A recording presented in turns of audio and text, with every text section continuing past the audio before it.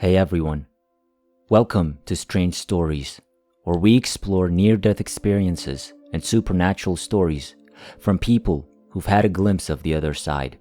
If you enjoy our content, please consider liking the video and subscribing to our channel. Without further ado, let's get to the story of the day. I was 5 years old and riding my black pony Fireball with my twin sister, father, mother, and their friend watching. My father wanted to show off our riding abilities to a friend.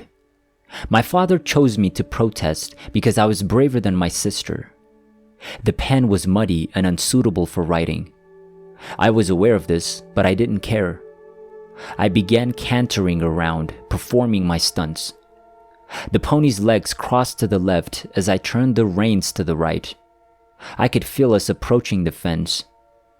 The next thing I notice is that I am immediately above my body, looking down with a 360-degree perspective. I notice the pony's legs straighten. By the wither underneath the pony, I noticed a tinge of my pink clothing. I felt neither agony nor freedom. There were no feelings or fears. I felt clear in my head and hyper-aware that I was still me, although having no link to the body beneath the horse. As I continued to gently rise, I looked down at the scene. I can hear my mom screaming. My parents were coming towards me, and my sister was terrified at the gate. Then I was in complete darkness that seemed to go on forever. But I wasn't scared, which surprised me because I'm still afraid of the dark. I heard someone speaking to me, but saw no one. Everything was called into doubt. I asked what felt like a million questions, and the answer came to me wholly in my thoughts. Every action may appear to be bad, yet it serves a higher good.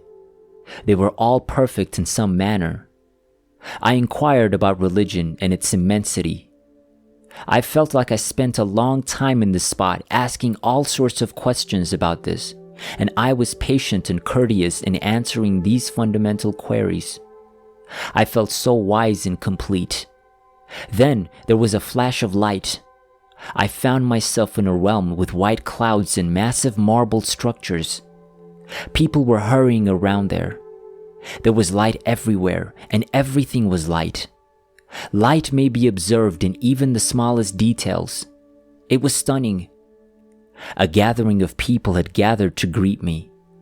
I'm sure they recognized me and were delighted to see me. I had no idea who they were. I kept asking these beings more questions. I had to leave the group because the amount of love and information was overpowering. The next thing I remember is being at the bottom of some marble stairs. Two tall beings in white robes appeared. I'd like to think they were angels. They were stunning, but also scary and masculine. One angel had golden hair that was long and curly, while the other had darker hair. They were both familiar with me. Nonetheless, I inquired as to who they were. They reminded me, and I remembered who they were. They were delighted to see me, and I could sense their joy and excitement. "Someone wants to talk to me," they stated as they gazed up the stairs. I had the sensation of floating to the top of the stairs. I met someone very important to me, and I feel it was Jesus. I realized I hadn't done enough for him in my life. I was embarrassed to be in the face of this authoritative figure and had lost sight of why I was there. I was also embarrassed that he had to remind me that he had given me this life and wondered what I had done with it. He seemed to understand and love me. I was informed I had to return. My next recollection had to show me why I had to return to my body, so I must have resisted. "Think about your mother and father if you die," he urged. I found it odd that I hadn't thought of them since floating away to this location. He showed me a transparent television screen depicting my mother, father, and sister's lives if I did not return. It displayed their entire lives in real time, from beginning to end. I was shown that each of them will have a more difficult and miserable existence. I felt guilty and sorrowful for what they had to go through. but I was still nervous because I knew my loved ones would be right there with me in no time. "This is your life and mission," he remarked, as he projected my future life onto the screen. I realized I'd be involved in the church. I'm now in church.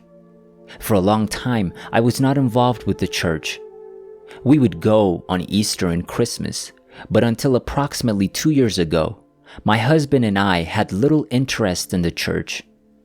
We're traveling a lot recently, and the deja vu is intense. Things stick with me like a slideshow.